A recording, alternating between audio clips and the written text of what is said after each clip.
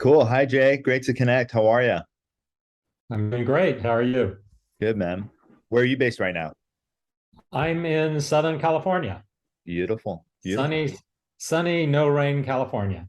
Yeah, LA. LA is my home as well. Right now, I'm not in LA, but it is my home and I do miss it. How long have you been there? Well, I was in Silicon Valley for 30 plus years now, and I grew up in the Los Angeles, broader Los Angeles area. So moved back for family. Cool. And how long have you been at Audible Magic now? Whoa, 12 plus years. I Wow. joined in 2008, left for 2 years, and then came back. Got it. Got it. That's amazing. That's amazing. So they took you back. They took me back. That's great.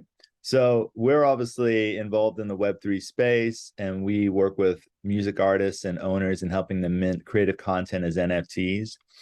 And we were so excited to speak with you folks and start to work with you folks because we really believe in protecting owners and musicians in the metaverse, just like we already do, or a lot of places do in Web2, as they say. For our viewers, could you give us a bit of a background on Audible Magic and your role there and what you folks do?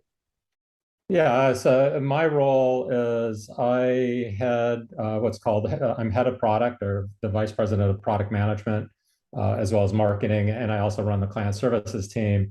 The Audible Magic is started actually quite some time ago in 1999. It was originally focused on sort of a Shazam-like kind of a service, and when YouTube and MySpace and the education market started having a lot of issues with a lot of copyright issues, we applied our digital fingerprinting technology to be able to identify content that was did not have authorization to be used on all those the various sites and on college networks where a lot of that activity was going on.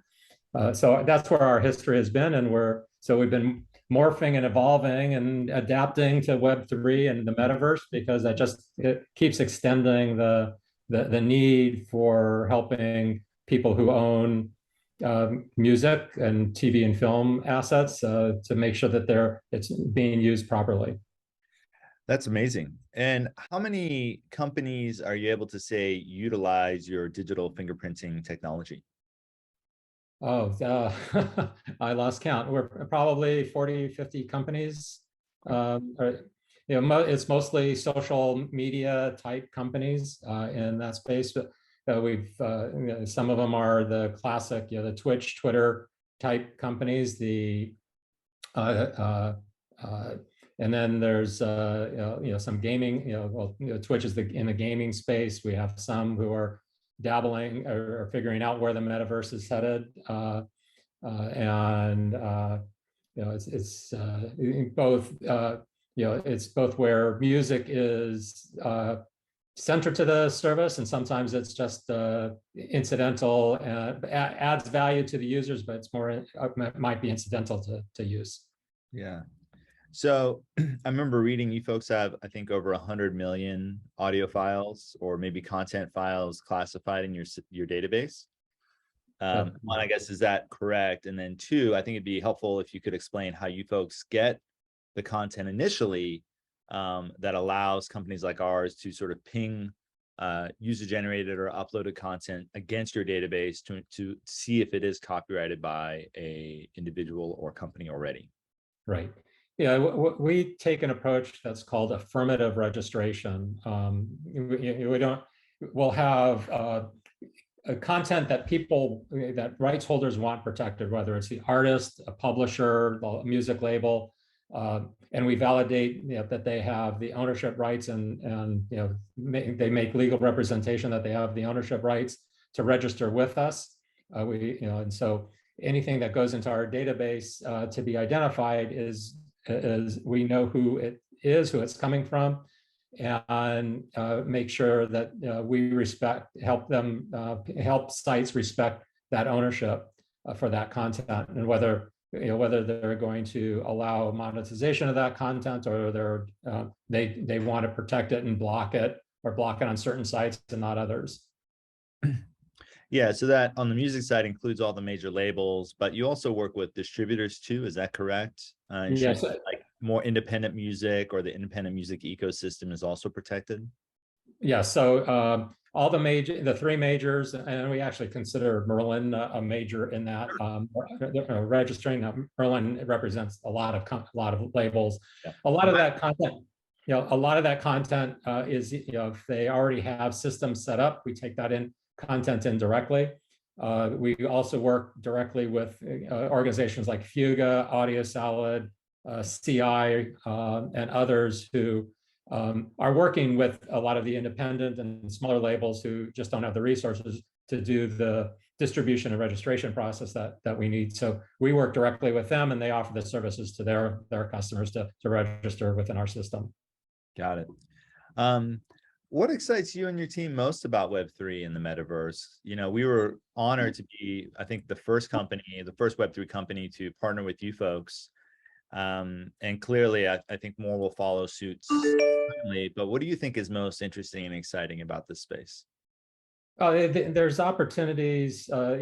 Everybody is looking to how do they make money. Historically, where Audible Magic, originally, the roots were, when you talk about the early days of YouTube and the early days of MySpace, it was people were using content but not getting remunerated for the use of the content. So everybody just said, I want to block everything. Just stop.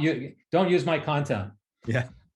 And now, especially with the passage in 2019 of the EU copyright directive, the focus is by a lot of the labels is, how do I make use of my content and get remunerated for it?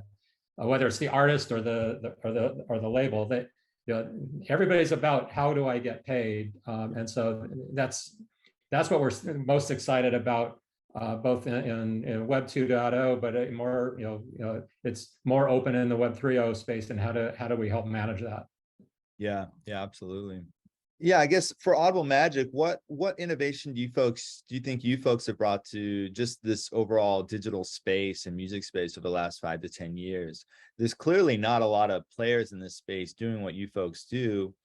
How have you able to stuck around as long, and what are you looking at in the future to, I guess, continue to stay on top of it? Yeah, well, I think I'll two answers. One, we are technological focused people and a company, and we keep scaling the service to meet the billions and billions of lookups that we have to do every month, and be able to accommodate different issues that come up, whether it's identification issues on just typical types of music. Some people who are actually trying to obfuscate music because they're trying to use it without permission. But we also have interest in not just an actual sound recording, but there's cover detection, how to identify cover songs, and we've been making advances in that realm as well. The other answer is we look at ourselves and we sit in the middle, sort of like a Switzerland, between the platforms, the metaverses, and the rights holders. We don't take, the thing that we do is we don't get paid by the rights holders, we get paid by the platform. So our interests are still there with the platforms in terms of making sure the platform needs are being met, whether it's the metaverse or just a Web 2.0 platform like a Twitch. Or a marketplace like HitPiece. And so taking that sort of in between role, we're able to help both sides to come together and understand what each other's needs are, and make sure we're we're not the be all and end all, but we are a part of it to make the process and facilitate the process to make it easier to do business. Yeah, that's great. Let's say that an independent artist is watching this and they don't currently have distribution through a company owned by, let's say, one of the major record companies. Is there a way that they could register their recordings with Audible Magic? Well, generally, they can register directly. Our preference, though, is to have them go through either a digital distributor like a Fuga or Audio Salad, those kind of companies. We also take inputs from companies like DistroKid and CD Baby, who provide a lot of DIY services, and so this is one more option. And most independent artists are at least using one of those or one other that looks like them, and we're probably working with those aggregators and distributors. Yeah. So, I think about the record industry. Typically, it's that 30% mark is independent, if you will. Mm-hmm.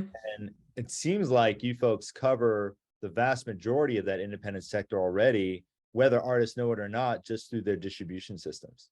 Yes. Yeah, and that's actually often what happens is an artist will come to us and we say, oh, by the way, we already have your your works through DistroKid or CD Baby or Fuga or whatever. Yeah, that's great. Cool. Well, thank you so much for your time, Jay. We're really excited about this partnership, this first of a kind collaboration between our two companies, and really excited to see what else we can do in the future to help protect rights. I think what you're working on with the cover songs is really interesting, right? Helping to protect publishers and songwriters from unauthorized monetization of their compositions. So that's great that you're looking at protecting their rights in addition to the recordings themselves. Mm-hmm. And it's also about helping everybody make money. Oh yeah, generate income. Yeah, I mean that's why I've been so excited about Web3, is because I just think it's a huge engagement opportunity for artists and fans, but also a new financial opportunity. I think streaming's been great for the music industry and has clearly served a lot of independent artists who are working independent artists really, really well. But the Web3 and the Metaverse just open up an entirely new opportunity, both for artists that may have felt like they have missed their opportunity with streaming or haven't maximized it yet. This is just a really cool way to engage with their super fans, to give them something that they can truly own and connect with the artist in. And so again, we're just really excited to work with you folks to, again, help protect artists and recording rights owners to ensure their works aren't minted in an authorized or unauthorized way as NFTs.